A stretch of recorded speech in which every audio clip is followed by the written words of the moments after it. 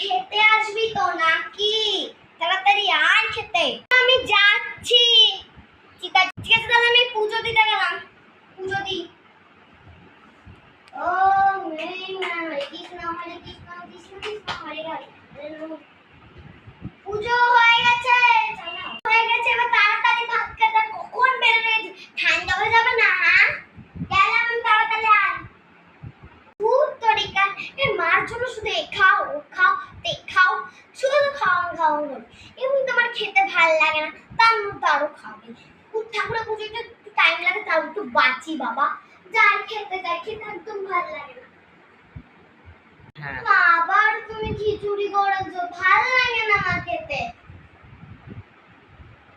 একদম ভাল লাগে না।